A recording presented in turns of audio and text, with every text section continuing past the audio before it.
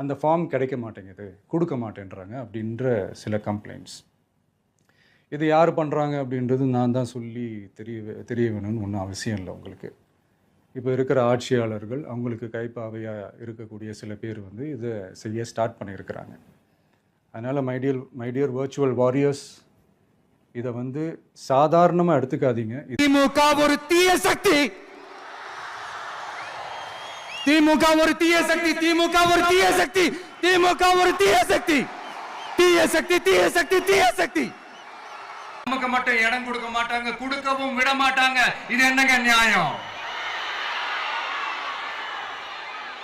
நான் போய் மக்களை சந்திக்கிறதுக்கோ இல்ல மக்கள் வந்து என்ன சந்திக்கிறதுக்கோ ஒரு உரிய இடமோ இல்ல உரிய பாதுகாப்போ மத்த கட்சிகளுக்கு எல்லாம் கொடுப்பாங்க.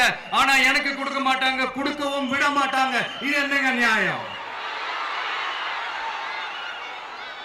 இந்த SOPs சொல்லுவாங்க, அதனுடைய ஃபுல் ஃபார்ம் வந்து ஸ்டாண்டர்ட் ஆபரேட்டிங் ப்ரொசீஜர். ஆனா எனக்கு மட்டும் அது ஸ்டாலின் சார் ஆபரேட்டிங் ப்ரொசீஜர்.